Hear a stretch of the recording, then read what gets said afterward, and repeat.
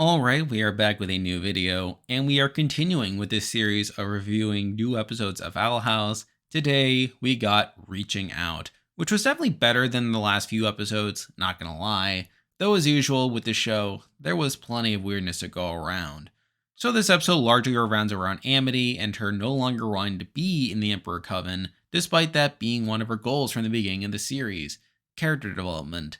Instead, she wants to win some fighting tournament that her dad won back when he was a lad, but her dad doesn't want her to go because it's the same night as the Emperor's Coven tryouts, and he wants her to be on that path. And this is a reminder that while Odalia is a blatantly abusive parent, Alador isn't much better. And this episode kind of leans into how oblivious and hard to talk to this sucker really is. Oh, and despite him demanding that Amity goes to the tryouts, he can't even bother to take her himself, so he commands some abomination to escort her. I guess you could say that deep down, he doesn't want to force Amity to do this stuff, but at the very least, we know that Adalia requires it, and he's simply acquiescing to her over controlling nature. That, and he seems genuinely oblivious to stuff. Whatever, Amity distracts the abomination, they head off to the brawl thing, and it's here that all of this episode's storylines are allowed to play out in the same spot, which is a bit refreshing after it feels like the last couple of episodes kept bouncing back and forth between different settings and different characters and stuff like that. So if Ida, who spots a henchman she used to date and she wants the deets on the days of Unity, but he won't blab, so she spends a lot of the episode making this potion that'll force him to talk. You have Ed, who's kind of bumbling around for a lot of it, and he agrees to help Ida so that he'll feel useful, which is okay, I guess. Amity puts on a costume for the brawl, which was a pretty neat look for her. It was sort of dorky, but also charming enough for Amity. I know there'll be stuff on DeviantArt about it, but whatever. And then there's Luce, who spends most of the episode acting like a weirdo. Granted, she is a weirdo, but here it's important to the story. You see, she gets getting these calendar reminders on her phone that upset her each time she gets them, yet she doesn't open her pie hole until pretty deep into the episode. Now, if I'm being completely honest, I figured out what the reveal was pretty quickly. I mean, as soon as Lou said that it was a special day for both her and Camilla, I said to myself, Dad's dead. And once it was apparent Aldor would be central to the episode's conflict, I said to myself, Dad's definitely dead. I know there's some speculation that maybe he's still alive, but maybe just simply left them. But considering she said it was literally a special day for both her and Camilla, I kind of figured that it'd be kind of weird for Camilla to commemorate the day that her husband left her.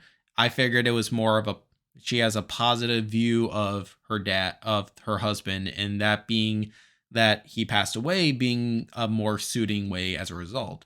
I figure if I went back to other episodes, I could find some foreshadowing for all this, but just within this episode, it didn't take me long at all to figure out the eventual reveal.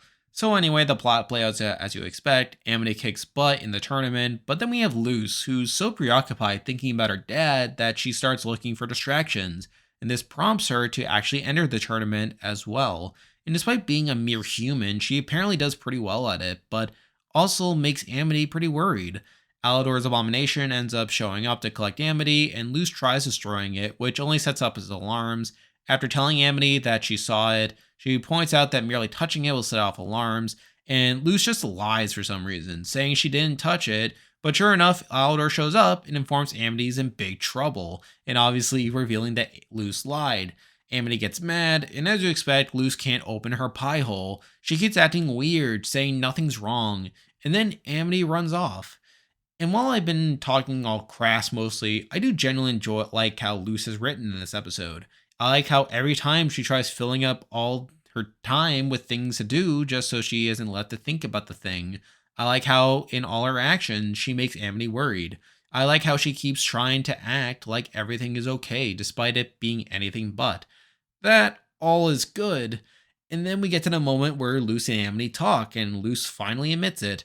Again, while I figured out the reveal pretty early on, it was still an effective scene, and I also like how they explain what makes this particular anniversary difficult. She admits that it's not so much that her dad is gone as it happened when she was very young and she has since moved on.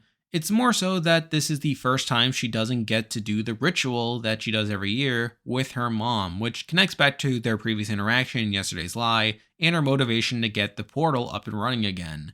And considering how I praised Luce and Amity's chemistry in the past, this scene of opening up works pretty well. Also, the random moment where they get summoned to the emergency, which we'll get to in a moment, where Luz tries to get up, but she stays behind. And then when Amity asks what's wrong, Luz tries to play it off as her old jelly legs failing to work. And I don't know, I found that line pretty amusing. So anyway, we get to the climax where the other side plots wrap up pretty nicely. So Ed is an idiot and screws up the potion, creating a bit of a catastrophe. Eldor tries stopping Amity from getting involved, but she pretty quickly shuts him down, gets involved and deals with the threat.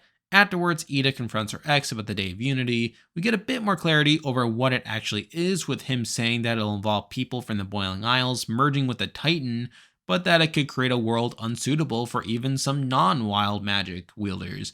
Which to me feels like Bellows is probably in over his head and will probably not turn out well himself once he goes through with this Day of Unity nonsense, probably get some unintended consequences, which is something. And I like how the episode quickly treats this as a joke rather than being some serious revelation, which makes sense given that Eda leans towards wild magic herself and was already not on board with the Day of Unity, but whatever.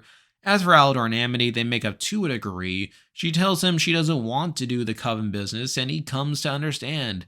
He also recognizes how Adalia continues to be the overbearing force in their relationship, where even though he doesn't actively abuse his children, he enables Adalia's controlling tendencies while being oblivious to the children's lives. Apparently, he didn't even know that Amity was dating Luz, which is something. And then there was an interesting moment where he tries to hug Amity, only for her to turn it into a handshake, kind of mirroring Willow at the end of Understanding Willow, where she admits that she's starting to forgive Amity, even though she doesn't consider Amity her friend at that point. Well, obviously, things have changed since. This is more of a visual example of that dynamic playing out, and I think it was pretty effective for the most part. Finally, I should mention the ending, which was another very strong scene. There's Luz and Amity recreating the ritual of picking flowers and sending them off into the sky, and then we cut back to Earth where we see Camilla and V as she puts her own flower into a vase as she looks out into the night sky. While I wouldn't consider this the most powerful moment in this show, I think it ties things up pretty nicely. So, on the whole, this is the strongest episode in The Batch so far. It was relatively concise with all the main storylines taking place in the same setting. It had plenty of Lumity to go around, which is an aspect of the show I enjoy, despite not being a shipper. And it leaned quite heavily into the characters more than the world building, which I consider the strongest portion of the show. Now, in terms of placement, I think this is a borderline top 10 episode. I don't think it cracks the very top, and I still think Understanding Willow and Ego to East Requiem are better overall episodes. I still find it very solid. I think it's slightly better than Enchanted Grantfright and is probably around the same level as Echoes of the Past and Convention, but I guess we'll see how my thoughts change as time goes on. So there we go, that will do it for this week's video. If you like this content, be sure to like and subscribe, it really helps out the channel. I'll be back next week to talk about the next new episode, as well as other videos coming in the future. Stay tuned for that. But for now, that is the video. See ya.